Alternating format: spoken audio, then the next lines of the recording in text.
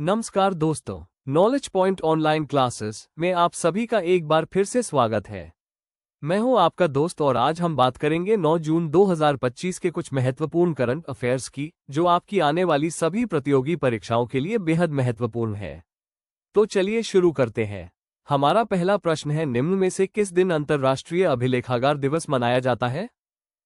8 जून, B 9 जून, सी 10 जून, D 11 जून। इस प्रश्न का सही जवाब है बी 9 जून। जी हाँ, अंतर्राष्ट्रीय अभिलेखागार दिवस हर साल 9 जून को मनाया जाता है। ये दिवस अंतर्राष्ट्रीय अभिलेखागार परिषद (आईसीए) की स्थापना की याद में मनाया जाता है। आईसीए की स्थापना 1948 में यूनेस्को के तत्वावधान में पेरिस में हुई थी। इस दिवस को मनाने का मुख्य उद्देश्य अभिलेखों के महत्व और उनके संरक्षण के लिए जागरूकता बढ़ाना है। अभिलेख हमारे इतिहास, संस्कृति और पहचान के संरक्षक होते हैं और उनका सही ढंग से संरक्षण हमारे भविष्य के लिए अत्यंत आवश्यक है। हमारा अगला प्रश्न है, रोहिणी ग्राम पंचायत किस राज्य में स्थित है जिसने ई गवर्नेंस पुरस्कार 2025 के तहत डिजिटल गवर्नेंस श्रेणी में स्वर्ण पदक जीता है? गुजरात, बी बिहार, सी ओडिशा, डी महाराष्ट्र। इस प्रश्न का सही जवाब है डी महाराष्ट्र। रोहिणी ग्राम पंचायत महाराष्ट्र राज्य के धुले जिले में स्थित है। इस ग्राम पंचायत ने ई गवर्नेंस पुरस्कार 2025 के तहत डिजिटल गवर्नेंस श्रेणी में स्वर्ण पदक जीता है। ये ग्राम पंचायत एक पैसा ग्राम पंचायत है और आदिवासी बहुल क्षेत्र है, जो डिजिटल गवर्नेंस में उनकी उपलब्धि को और भी महत्वपूर्ण बनाता है। ये दर्शाता है कि कैसे डिजिटल पहल दूरदराज के क्षेत्रों में भी सकारात्मक बदलाव ला सकती है।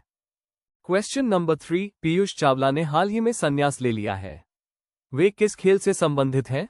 क्रिकेट, बी भाला फेंक, सी बैडमिंटन, डी टेबल टेनिस। इसका सही जवाब है क्रिकेट। पीयूष चावला एक भारतीय क्रिकेट खिलाड़ी है। उन्होंने हाल ही में क्रिकेट के सभी प्रारूपों से संन्यास ले लिया है। पीयूष चावला भारतीय टीम के एक अनुभवी लेग स्पिनर रहे हैं और उन्होंने अपनी गुगली और नियंत्रण से कई बार टीम को जीत दिलाई है।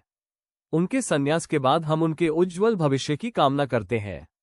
अगला प्रश्न विज्ञान और प्रौद्योगिकी से है, निम्न में से किसने अधिक रक्त थक्के बनने से रोकने वाला नैनोजाइम विकसित किया है?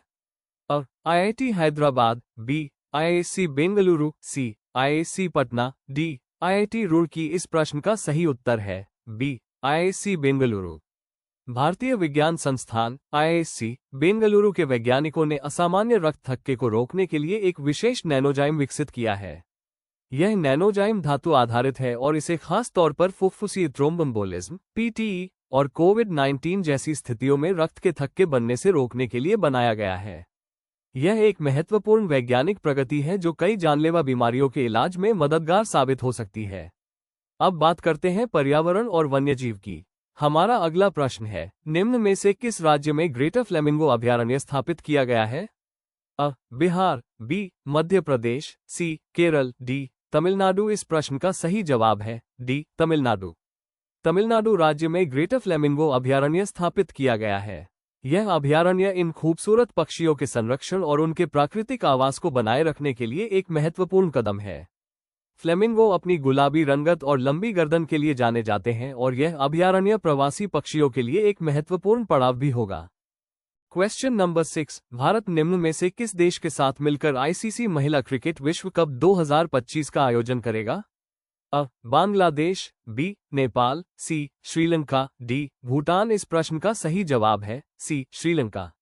अंतर्राष्ट्रीय क्रिकेट परिषद आईसीसी ने आईसीसी महिला क्रिकेट विश्व कप 2025 की तारीखों और वेन्यू का ऐलान किया है, जिसकी मेजबानी भारत और श्रीलंका मिलकर करेंगे। यह महिला क्रिकेट के लिए एक बड़ा अवसर होगा और इससे दोनों देशों में इस खेल को और बढ़ावा मिलेगा। क्वेश्चन नंबर 7, पारंपरिक चिकित्सा क्षेत्र में निवेश बढ़ाने के लिए निम्न में से कौन सा पोर्टल लॉन्च किया गया है? आयुष निवेश सारथी, बी आयुष स्वास्थ्य सारथी, सी आयुष भारत संपदा, डी आयुष भारत सारथी। और इस प्रश्न का सही उत्तर है आयुष निवेश सारथी। भारत ने पारंपरिक चिकित्सा में निवेश को बढ़ावा देने के लिए आयुष निवेश सारथी पोर्टल लॉन्च किया है। ये पोर्टल आयुष क्षेत्र में निवेश के अवसरों की जानकारी प्रदान करेगा और निवेशकों को आकर्षित करने में मदद करेगा। आयुष, जो आयुर्वेद, योग, यूनानी, सिद्ध और होम्योपैथी को समाहित करता है, भारत की समृद्ध चिकित्सा विरासत का एक महत्वपूर्ण हिस्सा है। क्वेश्चन नंबर 8, प्रसिद्ध फुटबॉलर डेविड बेकहम को किस देश के द्वारा नाइट की उपाधि दी जाएगी? A. England, B. Germany, C. Italy, D. France. इस प्रश्न का सही जवाब है इंग्लैंड।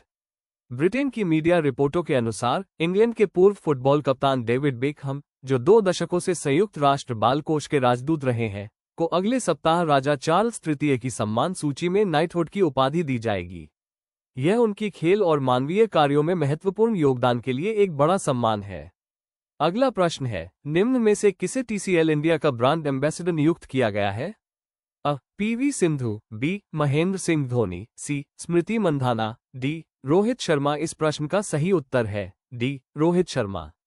TCL ने हाल ही में भारतीय क्रिकेटर रोहित शर्मा को लगातार दूसरे साल अपने ब्रांड एम्बेसडर के रूप में नियुक्त करने की घोषणा की है।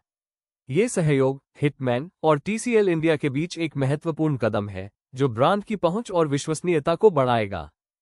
खेल जगत से एक और महत्वपूर्ण खबर। हमारा 10वां और अंतिम प्रश्न है, ताइवान एथलेटिक्स ओपन 2025 में भारत के लिए महिलाओं के भाला फेंक जैवलिन थ्रो में स्वर्ण पदक किसने जीता? अ. शैली सिंह, बी. NC सोजान, सी. अन्नू रानी, डी. विथ्या रामराज। इस प्रश्न का सही जवाब है सी. अन्नू रानी। भारतीय दल ने ताइवान एथलेटिक्स ओपन 2025 के दूसरे दिन शानदार प्रदर्शन किया, जिसमें 2 डबल पोडियम फिनिश भी शामिल थे। एशियन गेम्स की चैंपियन अन्नू रानी ने अपने दूसरे थ्रो में 56.82 मीटर के सर्वश्रेष्ठ प्रयास के साथ महिलाओं की भाला फेंक स्पर्धा में स्वर्ण पदक जीता। ये भारत के लिए एक बड़ी उपलब्धि है और अन्नू रानी को बहुत बहुत बधाई। तो दोस्तों, ये थे आज के 9 जून 2025 के टॉप 10 करंट अफेयर्स क्वेश्चंस, जो आपके एग्जाम की तैयारी को और मजबूत करेंगे। अगर वीडियो पसंद आया हो तो लाइक करें, शेयर करें और चैनल को सब्सक्राइब करना बिल्कुल न भूलें। कमेंट करके जरूर बताएं कि आपको ये वीडियो कैसा लगा। वीडियो को अपने दोस्तों में शेयर करें। धन्यवाद। जय हिंद।